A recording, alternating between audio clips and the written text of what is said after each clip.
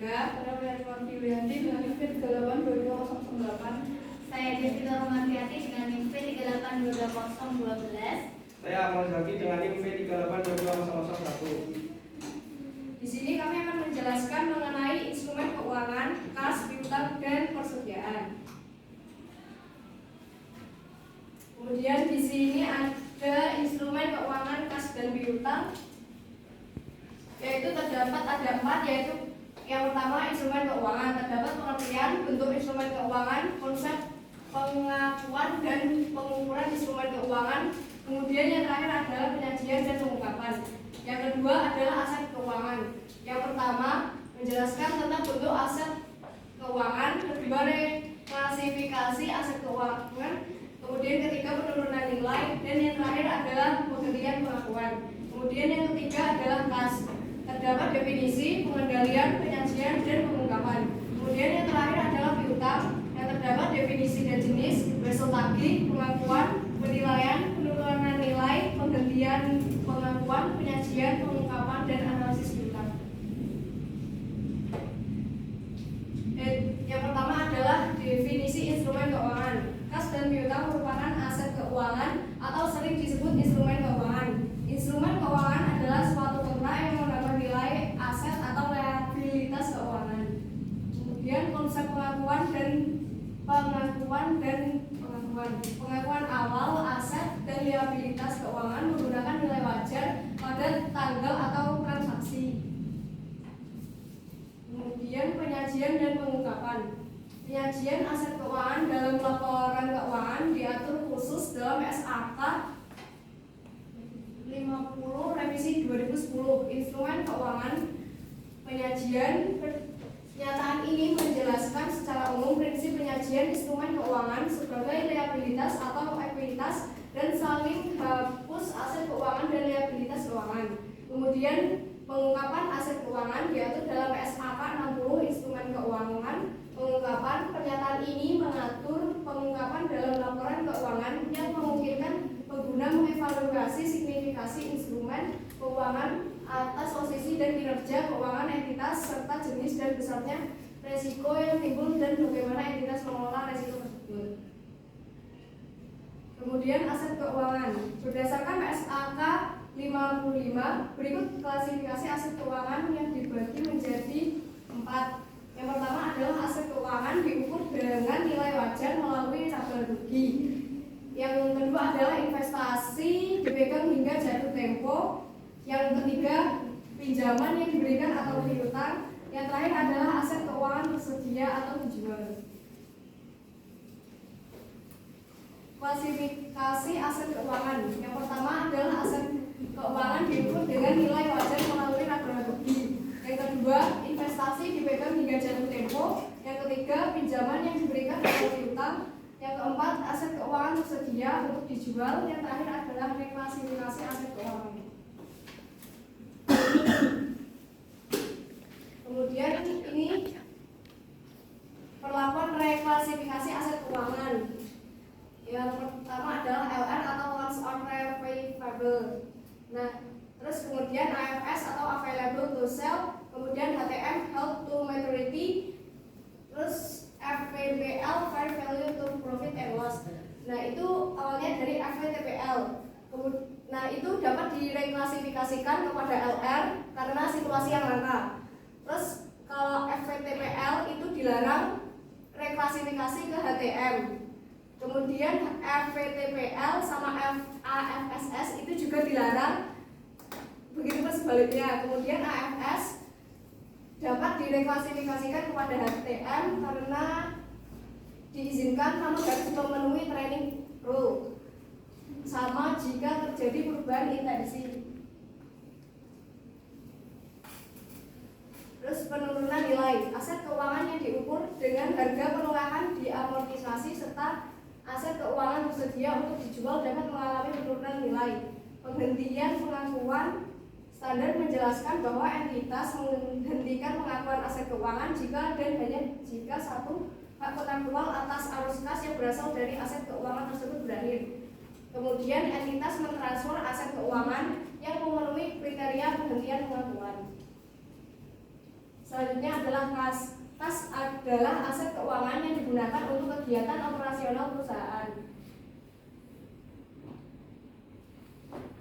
Berikut adalah ilustrasi pengendalian kas.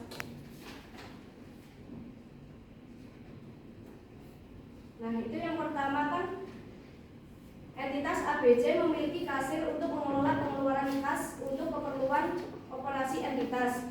Entitas menentukan jumlah kecil sebesar 10.000. Nah, 10 juta. Nah, itu dijadikan di sini. Jadinya kas kecil kan 10 juta. Terus kemudian entitas menetapkan jumlah kecil minimal dalam entitas 1 juta pada 1 Desember 2015 membentuk kas kecil sebesar 10 juta. Nah, itu dijadikan tabel seperti berikut, yaitu kas kecil sebesar 10 juta rupiah dan kas di banknya sebesar 10 juta rupiah. Kemudian kas kecil tersebut digunakan untuk beberapa keperluan berikut. Yang pertama, membayar konsumsi rapat pada 1 Desember 2015 sebesar 500.000 rupiah. Kemudian yang kedua, membayar biaya honor tenaga tidak tetap 10 Desember 2015 sebesar 2.500.000. Kemudian yang ketiga, membayar biaya transportasi untuk pengiriman pada 12 Desember 2015 sebesar 3 juta. Kemudian yang terakhir, membayar biaya pemeliharaan 15 Desember 2015 sebesar 2 juta. Nah, kemudian kan habis itu dijadikan ke tabel berikut.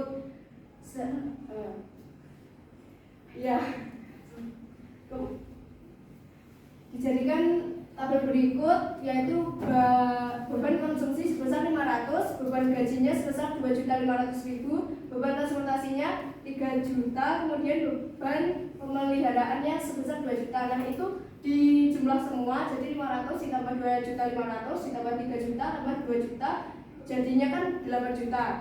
Nah, tadi kan kas kecilnya sebesar 10 juta. Nah, itu 2 jutanya kemana? Itu 2 jutanya di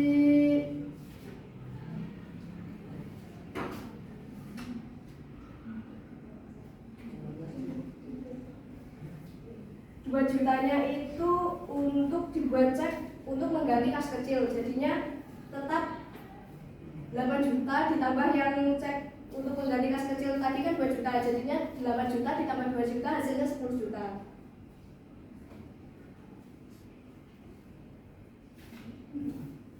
Kemudian rekonsiliasi bank.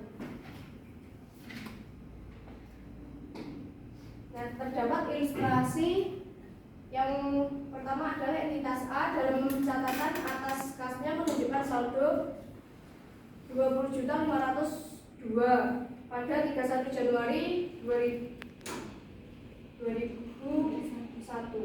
Sedangkan menurut rekening koran bank menunjukkan saldo akhir sebesar 22.190.000. Terus berikut item-item yang berbeda antara mutasi pencatatan di atas dan rekening koran yang perlu mendapatkan perhatian. Yang pertama adalah setoran sebesar 3.680.000 dilakukan pada 31 Januari namun belum muncul pada laporan bank. Yang kedua, cek yang ditulis pada bulan Januari namun belum dicairkan berjumlah 5.100.000. Kemudian yang ketiga, bunga pinjaman sebesar 600.000 langsung didebit dari rekening bank belum diketahui entitas. Yang keempat, bank mengenakan beban administrasi sebesar 14.000 dan belum dicatat oleh entitas.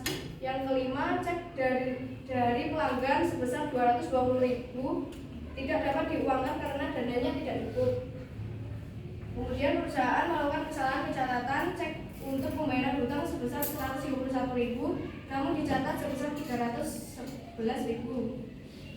Kemudian yang ketujuh, bank salah mencairkan cek sebesar 175.000 di mana seharusnya merupakan cek dari rekening entitas lain bukan entitas A.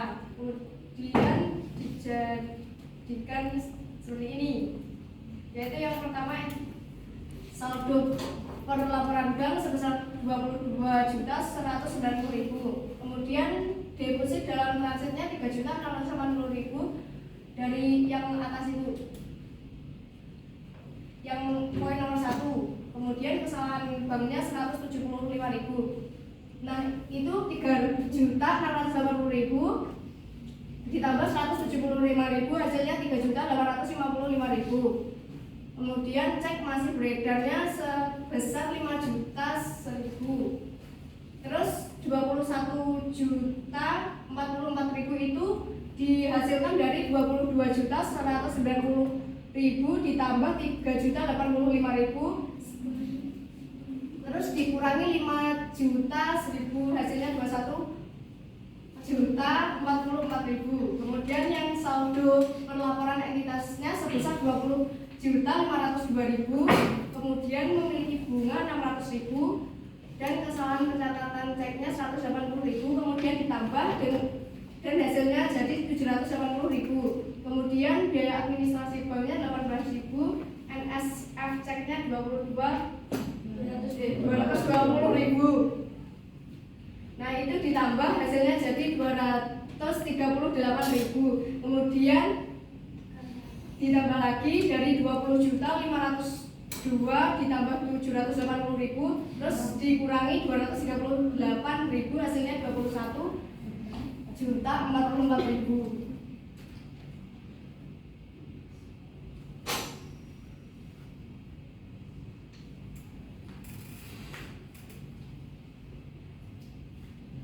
Kemudian dibuat jurnal yaitu kasnya sebesar 600.000, terus pendapatan hubungannya 600.000, kemudian kasnya lagi 180.000 dan utang usahanya juga 180.000. Terus beban administrasi banknya 18.000 dan kasnya 18.000. Piutang usahanya 220.000. Terus kasnya 220.000. Jadi gitu.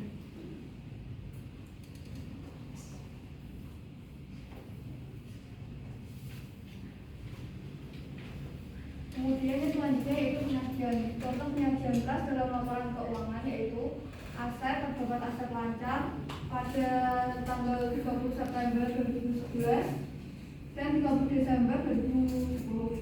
Kas dan setara kas pada tanggal 30 September 2011 sejumlah 369.631.131.834. Sedangkan pada tanggal 31 Desember 2010 sejumlah 217.117.620.949. Untuk kas yang dibatasi penggunaannya tidak disajikan dalam komponen kas, tetapi disajikan sesuai dengan tujuan penggunaan kas tersebut.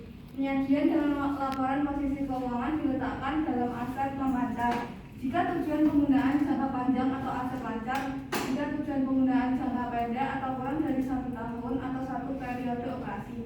Overdraft juga tidak disajikan sebagai kas, namun disajikan sebagai liabilitas jangka pendek. Overdraft dapat disajikan mengurangi saldo kas jika terdapat perjanjian yang menyatakan overdraft dapat dikompensasi dengan saldo rekening yang lain dalam bank yang sama. Materai perangko yang sering ada dalam perusahaan dan dikategorikan sebagai benda berharga yang disimpan kasir tidak dapat diklasifikasikan sebagai kas. Materi dan perangko diklasifikasikan sebagai perlengkapan kantor atau supplies.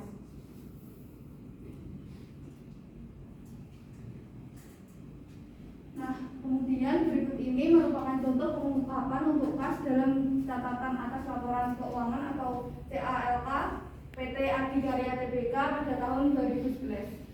Di sini ada kas pada tahun 2011 sejumlah 457.159.156. Sedangkan pada tahun 2010 sejumlah 25.274.023.834. Di sini ada bank atau pihak-pihak yang berelasi.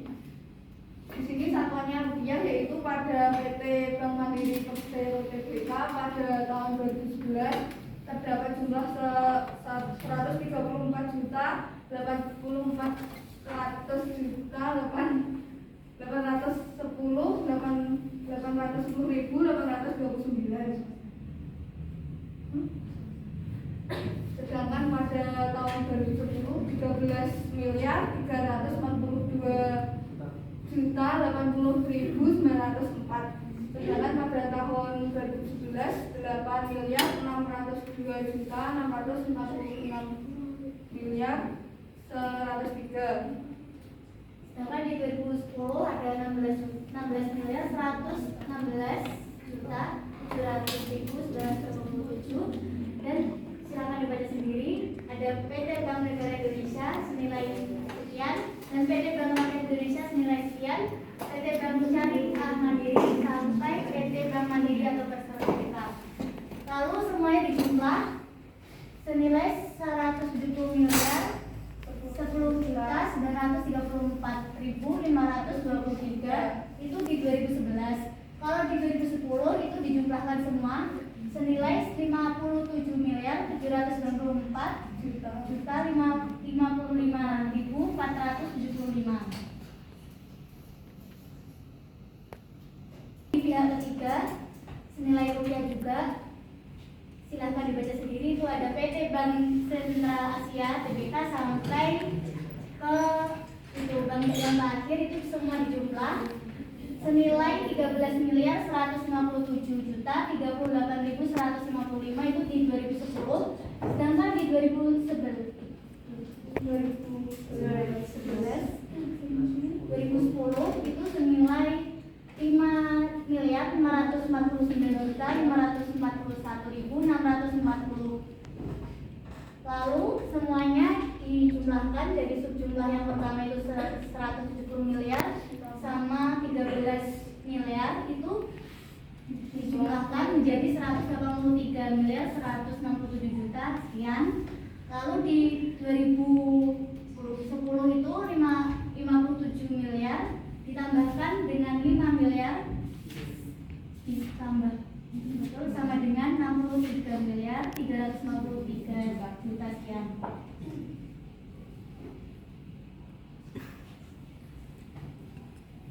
Selanjutnya yaitu kas dan setara kas atau lanjutan, deposito berjangka atau lanjutan. Pada tanggal 20 September 2001, PT OCBC NISP TBK atau OCBC NISP Bank Ekonomi terdapat 565.670, DB 33.365, sedangkan pada 2010 14.408.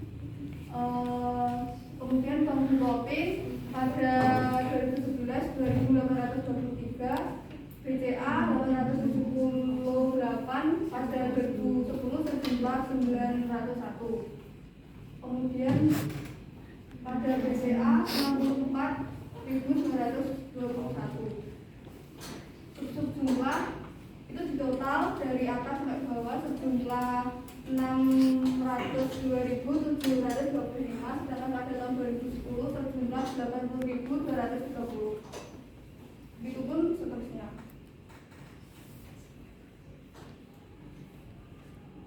Kemudian piutang dan pinjaman yang diberikan. Piutang merupakan klaim suatu perusahaan pada pihak lain, sedangkan hutang yaitu klaim perusahaan kepada pihak ketiga yang didukung janji tertulis untuk membayar dalam jangka waktu tertentu.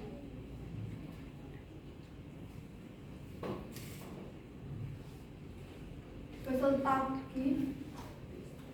Kemudian ilustrasi transaksi wesel tagih. PT Sakura menerima wesel tagih dari PT Lili untuk melunasi piutang dagang yang telah jatuh tempo. Wesel tagih tersebut memiliki nilai nominal 30 juta, bunga 12%. Wesel tersebut diterbitkan tanggal 1 November 2011 dan jangka waktu 120 hari. Bunga dan pokok akan dibayarkan pada saat jatuh tempo. Wesel tersebut akan jatuh tempo pada tanggal 29 Februari 2012. Jangka waktu wesel 180 hari diterbitkan 1 November pada 2011. Pada bulan November terdapat jumlah hari 30 sampai tanggal 1. Kemudian akumulasi jangka waktu 29 hari. Begitupun seterusnya. Kemudian jurnal yang dibuat PT Sakura. Besok tagih sejumlah 30 juta dan piutang pedagang 30 juta.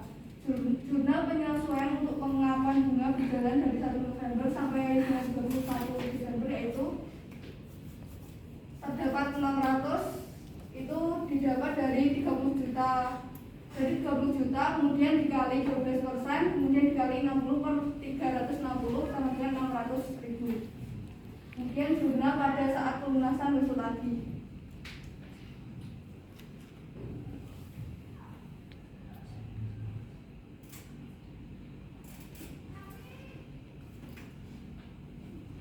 Jumlah 31.200.000, kemudian pendapatan bunga 600 didapat dari 30 juta dikali 12% dikali 60 per 360 sama dengan 600.000. Kemudian piutang bunga 600.000, kemudian besok lagi 30 juta.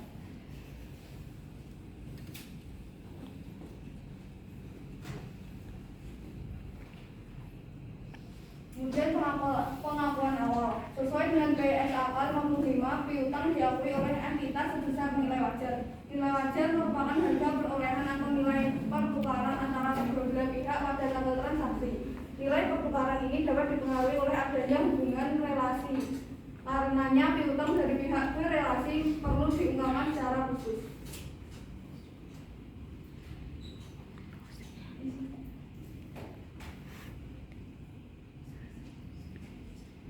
Ilustrasi biaya transaksi, biaya mengurangi pinjaman yang diberikan. Di sini terdapat jurnal yaitu pada saat pemberian pinjaman.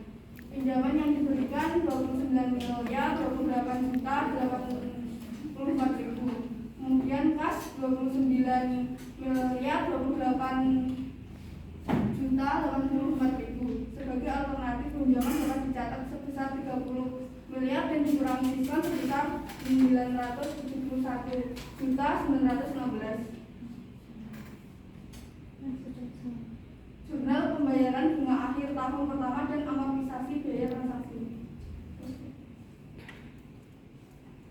Kemudian kas yaitu 2 miliar 400 juta, pinjaman yang diberikan 212 juta 527.560, pendapatan bunga 2 miliar 612 juta 527.560. Kemudian 2 miliar 612 juta 527.560 adalah pendapatan bunga yang dihitung dari bunga efektif 9%. Dikalikan saldo pinjaman 29 miliar 28 juta 85.000. Amortisasi merupakan selisih antara pendapatan bunga dengan kas yang diterima yaitu 2 miliar 612 juta 527.560 dikurangi dengan 2 miliar 400 juta sama dengan 212 miliar 527 juta 560.000. Jika dicatat diskon secara terpisah, debit pinjaman yang diberikan diganti dengan diskon. Kemudian di sini ada nilai awal pinjaman 29 miliar 28 juta 85.000. Angsuran bunganya 2 miliar 400, kemudian bunga didapat dari 9% dikali dengan nilai awal yaitu 29 miliar 28 juta 84.000. Kemudian didapat 2 miliar 612 juta 527.560, begitu pun seterusnya. Kemudian di sini ada pokok pinjaman dengan rumus pokok pinjaman sama dengan bunga dikurangi dengan angsuran bunga. Nah, jadi 2 miliar 612 juta 527.560 dikurangi dengan 2 miliar 400 juta sama dengan 212 miliar 212 juta 527.560. Kemudian yang nilai akhir pinjaman didapat dari 29 miliar 240 juta 611.560 ditambah dengan 231 juta 655.40, kemudian memiliki hasil 29 miliar 472 juta 266.600.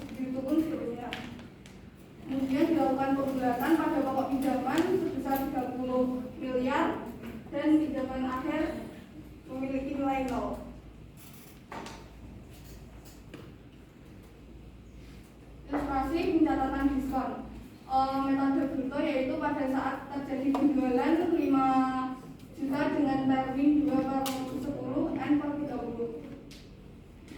Piutang dagang sejumlah 5 juta, kemudian penjualan juga 5 juta. Kemudian dengan metode neto, piutang dagang 4.900.000, kemudian penjualan juga 4.900.000. Pembayaran 4.900.000 pada variabel diskon, pas 4.900.000, diskon penjualan 100.000, piutang dagang sama dengan 5 juta. Kemudian pada metode neto, pas 4.900.000, kemudian piutang dagang juga 4.900.000. Kemudian pembayaran 5 juta pada periode setelah diskon, pas sejumlah 5 juta, piutang dagang juga 5 juta. Kemudian pada metode neto, pas sejumlah 5 juta, diskon penjualan hangus jadi 100.000, piutang dagang menjadi 4.900.000.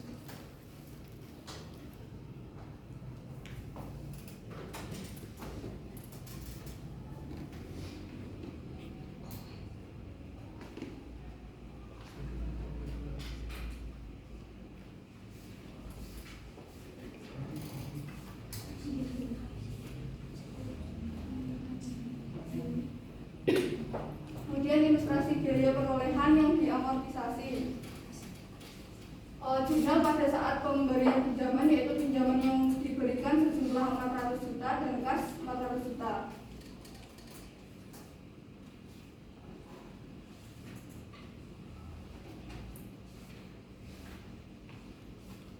Jurnal untuk pengeluaran biaya terkait dengan pinjaman yang diberikan 9.80.990, kemudian kas juga 9.80.990. Berdasarkan jurnal di atas, pinjaman akan tercatat sebesar 409.80.990 karena ada tambahan kapitalisasi biaya transaksi. Perusahaan harus menghitung tingkat suku bunga efektif dari pinjaman tersebut. Tingkat suku bunga efektif dihitung dengan mencari tingkat diskon yang menyamakan present value pembayaran bunga dan pokok dengan nilai pinjaman sekarang sebesar 409.80.990 juta. Proses untuk menentukan dengan trial atau dengan program komputer sederhana. Hasil perhitungan menunjukkan suku bunga efektif 5%, sedangkan PT Melati tetap membayar bunga berdasarkan tingkat suku bunga yang ditetapkan yaitu 6%, dikalikan dengan saldo utang yang ingin dibayar. Itu jurnalnya. Kemudian yang selanjutnya yaitu jurnal pada saat membayar bunga pada akhir tahun pertama. Kas terdapat 124 juta, kemudian pendapatan bunga 20.454.050. Kemudian pinjaman yang diberikan 103.545.950 didapat dari pokok ditambah dengan amortisasi. Kemudian jurnal pada saat membayar bunga pada akhir tahun kedua, kas sejumlah 118 juta, pendapatan bunga 15.276.752. Kemudian pinjaman yang diberikan 102.723.258 didapat dari pokok ditambah dengan amortisasi. Pada saat pinjaman tersebut diberikan akan disajikan sebesar 409.080.990. Kemudian pada akhir tahun pertama setelah pembayaran cicilan pertama 305.535.040. Cicilan kedua yaitu 202.811.791. Kemudian cicilan ketiga yaitu 100.952.381. Selanjutnya penurunan nilai. Piutang pada setiap tanggal pelaporan harus dievaluasi apakah terdapat bukti objektif mengalami penurunan nilai. Dan jika terdapat bukti objektif, maka akan diakui kerugian penurunan nilai. Selanjutnya adalah jurnal penurunan nilai. Penurunan nilai akan dicatat mengurangi nilai piutang atau pinjaman. Ada dua metode, yaitu pencatatan jurnal penurunan nilai, yaitu satu metode penghapusan langsung dan yang kedua metode percadangan. Untuk metode penghapusan langsung, piutang yang diturunkan nilainya harus dihapuskan tanpa dibuat akun cadangan penurunan nilai. Standar menyebutkan kedua metode tersebut dapat digunakan oleh entitas.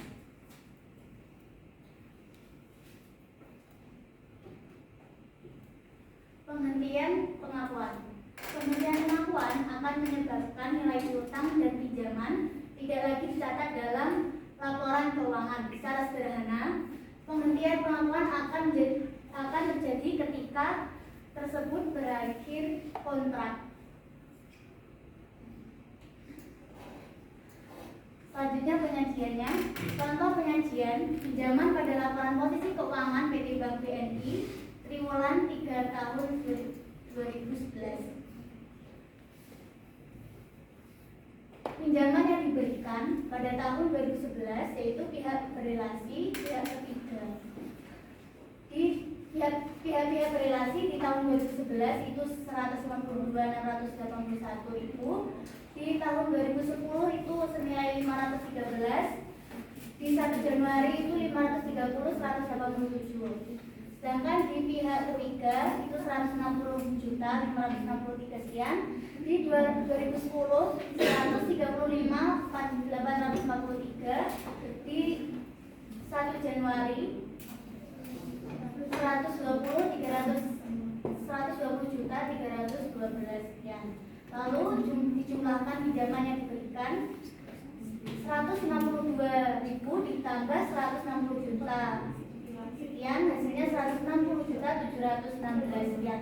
Lalu di 2010 di tanggal 31 Desember itu 513 sekian ditambah 135.843 sekian senilai 136.356 sekian.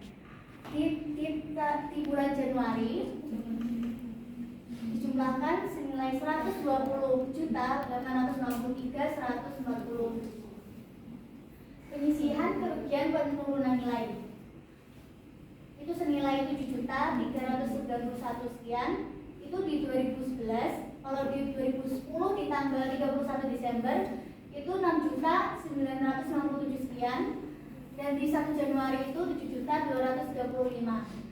Lalu jumlah pinjaman yang diberikan itu dikurangi 160 juta itu dikurangi 7.391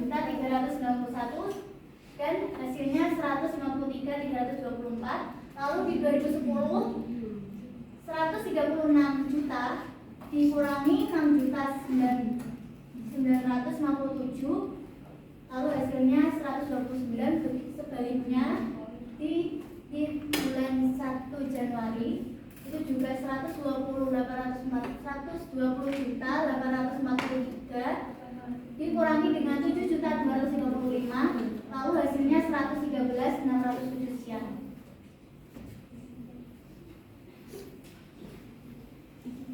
Selanjutnya pengungkapan jenis piutang. Lalu piutang usaha di 2011 itu senilai 853 miliar. Lalu di 2010 itu 1.178 juta dikurangi penyisihan kerugian penurunan nilai yaitu senilai 84 miliar di 2011. Lalu di 2010 85.311 juta. Lalu dijumlahkan, lalu dikurangi senilai 750 miliar sekian. Dan di 2010 itu 1.032 juta. Oh ya, 1 triliun, Pak. Selanjutnya piutang usaha berdasarkan jenis usaha adalah sebagai berikut. Yang pertama jasa konstruksi, yang kedua EPC, yang ketiga real estate, lalu itu nilainya 2011 jasa konstruksi itu nilainya 6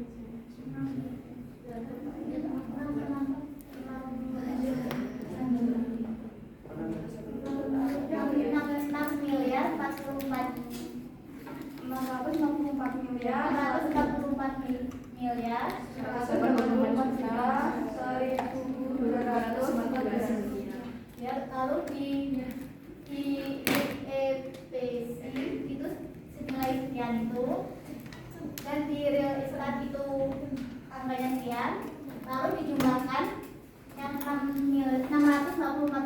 ditambah 68 miliar ditambah 112 miliar senilai 8 miliar 843 miliar. Itu di 2011. Kalau di 2010 hasilnya 1 triliun 178 miliar. 43.052.763 rupiah.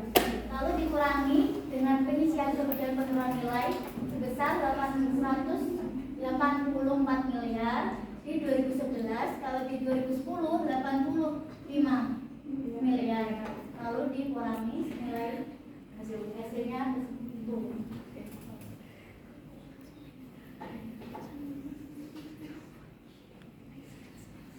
Lalu yang selanjutnya kita usaha berdasarkan pelanggan adalah sebagai berikut,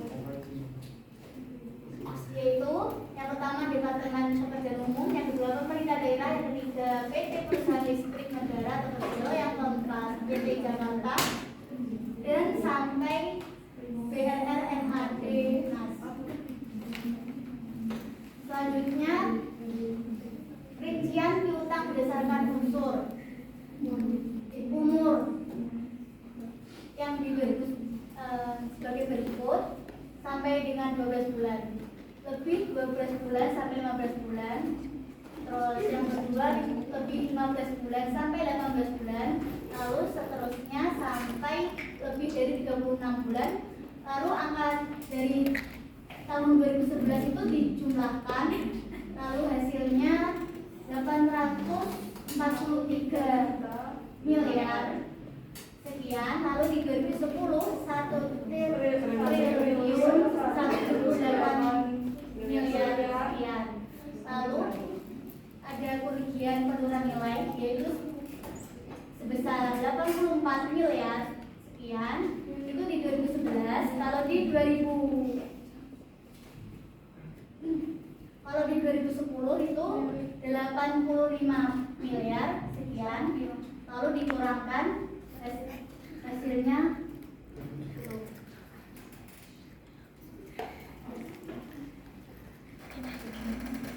selanjutnya persediaan. Dengan subbab pengertian persediaan, pengumpulan persediaan, pengakuan beban dalam persediaan, penggunaan metode lain dalam valuasi persediaan, dan yang terakhir pengungkapan. Yang pertama pengertian persediaan, yaitu ada definisi, klasifikasi, cukupan barang dalam persediaan, dan terakhir sistem pencatatan persediaan, periodik versus perpetual. Selanjutnya pengukuran persediaan, ada biaya persediaan, terus ada sistem perencanaan pencatatan persediaan dan asumsi tarif biaya, dan yang ketiga nilai realisasi neto atau net realizable value dan penurunan nilai persediaan. Di biaya persediaan itu ada biaya pembelian, biaya konversi, biaya lainnya. Kalau di sistem pencatatan itu ada metode identifikasi khusus, metode FIFO, metode rata-rata tertimbang. Selanjutnya di subbab penggunaan metode lain dalam valuasi persediaan itu ada metode laba bruto, yang terakhir adalah metode retail. Selanjutnya definisi persediaan itu sebagai aset. Yang pertama tersedia untuk dijual dalam kegiatan usaha biasa, yang kedua dalam proses produksi untuk penjualan tersebut, yang ketiga dalam bentuk bahan atau perlengkapan untuk digunakan dalam proses produksi atau pemberian jasa. Selanjutnya klasifikasi persediaan. Suatu aset diklasifikasikan sebagai persediaan tergantung pada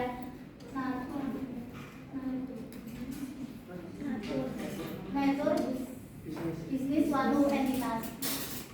Selanjutnya cakupan barang dalam persediaan. Yang pertama barang dalam transit, yang kedua penjualan konsinyasi, yang ketiga barang atas penjualan dengan perjanjian khusus. Selanjutnya pengukuran persediaan ada 4. Biaya persediaan yang pertama, dan yang kedua biaya pembelian, yang ketiga biaya konversi, dan yang terakhir adalah biaya lainnya. Selanjutnya sistem pencatatan persediaan dan asumsi arus biaya. Dalam melakukan pencatatan persediaan, teknis pencatatan persediaan terkait juga dengan sistem pencatatan persediaan yang digunakan oleh entitas.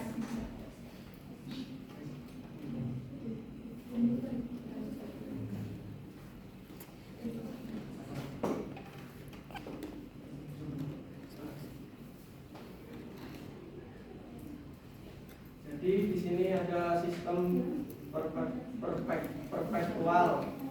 Nah, persediaannya 5.400.000 utang dagang 5.400.000, pembelian 5.400.000, utang dagang 5.400.000, penjualan pada 600 unit pada harga 12.000, utang dagang 7.200.000, penjualan 7.200.000, piutang dagang 7.200.000, penjualan 7.200.000.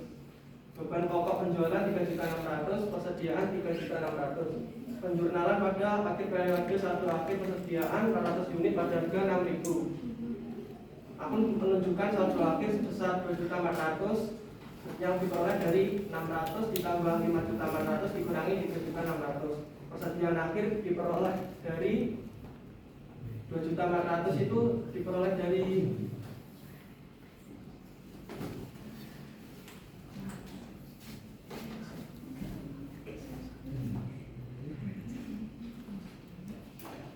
persediaan akhir 2.400.000, terus beban pokok penjualan 3.400.000, pembelian 5.400.000, persediaan awal 600.000. Ketika suatu entitas menggunakan sistem perpetual dan terdapat perbedaan antara pencatatan persediaan dan perhitungan fisiknya, entitas akan tetap melakukan perhitungan fisik.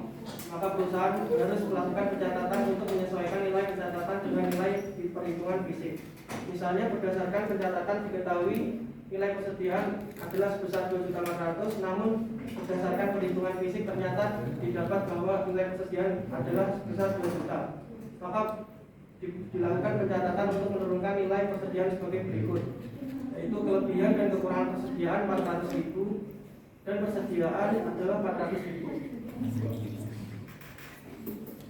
Pengukuran persediaan, identifikasi khusus, sistem persediaan perpetual, sistem persediaan periodik. Yang kedua masuk pertama keluar pertama atau FPKP, sistem persediaan perpetual, sistem persediaan periodik. Yang ketiga rata-rata tertimbang, sistem persediaan perpetual, sistem persediaan periodik. Sebagai ilustrasi, PT Bangun Jaya merupakan perusahaan retail memiliki transaksi pembelian dan penjualan produknya pada bulan Mei sebagai berikut. Tanggal 1 Mei melakukan berisi saldo unit persediaan 606.000 unit yang per unit sebesar 2.800. Tanggal 5 Mei dilakukan pembelian 12.000 unit dikali 3.000 per unit menjadi 18.000 unit.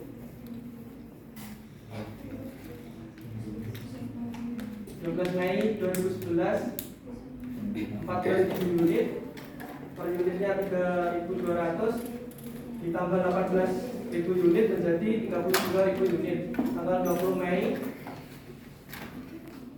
dilakukan penjualan 15.000 unit, jadi sebelumnya 32.000 unit dikurangi 15.000 unit menjadi 17.000 unit. Tanggal 30 Mei 2011 dilakukan pembelian 8.000 unit ditambah 1 unit persediaan 17.000 menjadi 25.000 unit. Berdasarkan data di atas, maka dapat dihitung jumlah persediaan akhir pada bulan Mei adalah 25.000 unit. Sedangkan nilai biaya barang yang tersedia untuk dijual adalah sebesar 124 juta yang berasal dari penjualan persediaan awal dan nilai pembelian 6.000 per unit 2.800 ditambah 12.000 per unit 3.000 ditambah 14.000 per unit 3.200 ditambah 8.000 per unit 3.300. Dalam penentuan nilai dari persediaan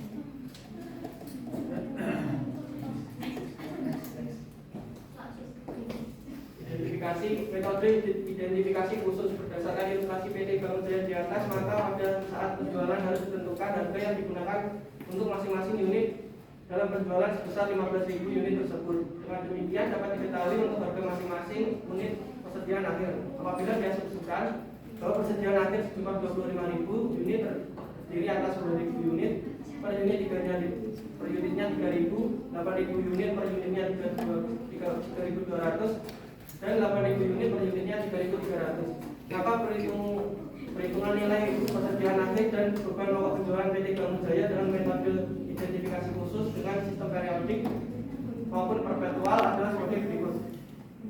5 Mei 2011 9.000 unit dan unit biayanya 3.000 dikali menjadi 27 juta. 12 Mei 2011 8.000 dikali 3.200 menjadi 25.600. Tanggal 30 Mei 2011 8.000 dikali 3.300 menjadi 26.400.000.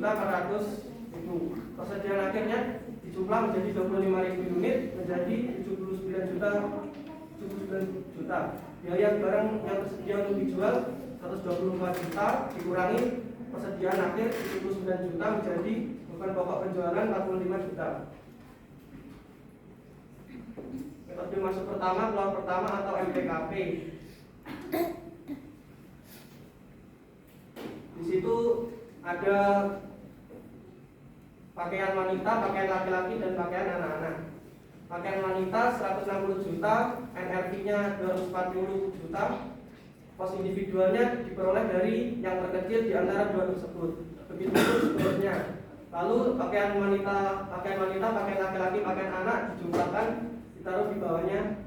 Kemudian terdapat jumlah dari kelompok tersebut 460 juta.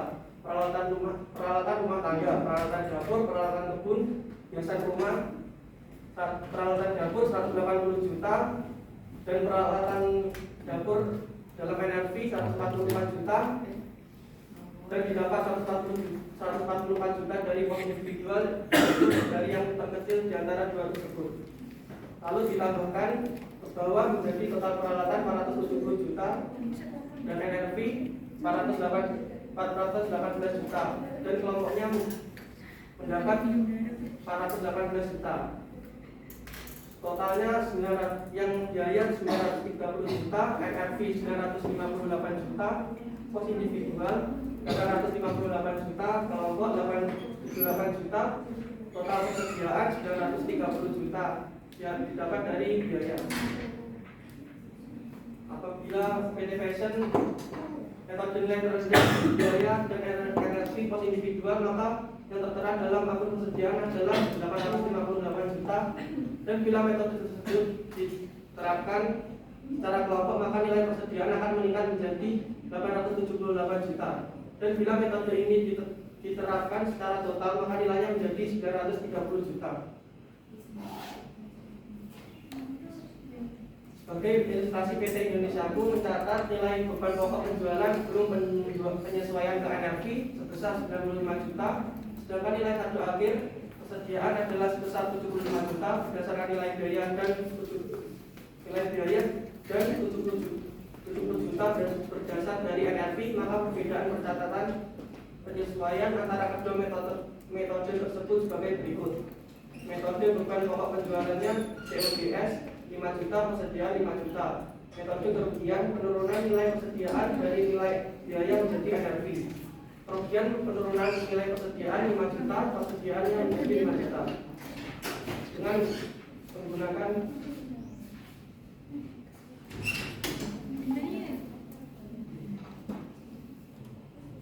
berdasarkan metode rata-rata tertimbang berdasarkan ilustrasi PT Bangun Jaya sebelumnya, maka perhitungan nilai persediaan akhir dan beban pokok penjualan PT Bangun Jaya dengan menggunakan metode rata-rata berdasarkan sistem periodik sebagai berikut.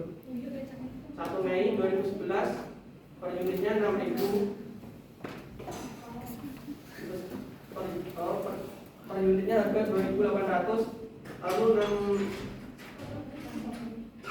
6.000 dikali 2.800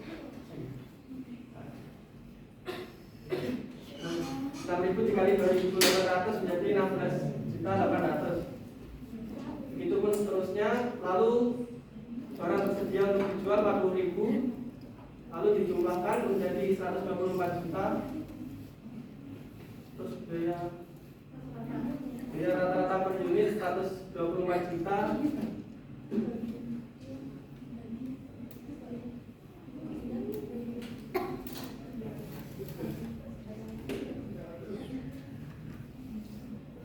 Terus jumlah persediaan akhir 25.000 unit, nilai persediaan akhir 25.000 dikali 3.100 unit menjadi 77.500.000. Barang persediaan untuk dijual 124 juta, nilai persediaan akhir 77.500, total pokok penjualan 46.500. 1 Mei, ketika suatu entitas menggunakan metode rata-rata tertimbang dengan sistem perpetual, maka nilai rata-rata dihitung setiap ada pembelian. Apabila terjadi penjualan, maka bukan pokok penjualan atau persediaan yang digunakan merupakan nilai rata-rata yang paling tinggi. Berikut merupakan ilustrasi PT Bangun Jaya dengan menggunakan metode rata-rata berdasarkan sistem perpetual. Tanggal 1 Mei, 6.000 dikali 6.000 unit dikali per unitnya 2.800, menjadi 16.800. Terus 5 Mei 2011 dilakukan pembelian 12.000 pembelian, per unitnya 3.000 menjadi 36 juta. Lalu saldonya 6.000 ditambah 12.000 menjadi 18.000, dan per unitnya 2.933 dikali menjadi 52.800.000. Tanggal 12 Mei dilakukan pembelian 14.000 unit, per unitnya 3.200 menjadi 44.800. 18 saldo ditambah pembelian menjadi 32.000, per unitnya 3.050, lalu dikali menjadi 97.600.000. Tanggal 20 Mei dilakukan penjualan 15.000, per unitnya 3.050, dikalikan menjadi 45.750, lalu dikurangi dengan saldo 32.000 dikurangi 15.000 menjadi 17.000, per unit 3.050 menjadi 51.850. Tanggal 30 Mei 8.000 unit dikali 3.300 menjadi 26.400.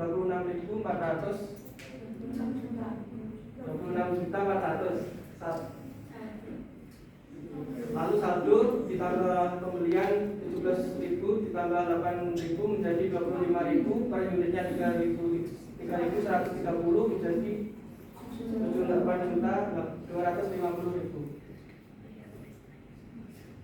Nilai realisasi neto dan penurunan nilai persediaan. Nilai realisasi neto merupakan estimasi harga jual kegiatan usaha biasa dikurangi estimasi biaya penyelesaian dan estimasi biaya yang diperlukan untuk membuat perjualan. Ilustrasi, ketika suatu entitas memiliki kelompok produk yang sejenis, penerapan penilaian persediaan dengan menggunakan metode nilai yang lebih rendah antara nilai yang berdasarkan biaya dan nilai realisasi neto dapat diterapkan untuk barang secara individual maupun kelompok. Penerapan secara kelompok dapat menghasilkan nilai yang berbeda dengan penerapan secara individual karena terdapat kemungkinan adanya saling offset antar kelompok seperti yang diilustrasikan pada contoh PT Fashion berikut ini. Nilai realisasi neto.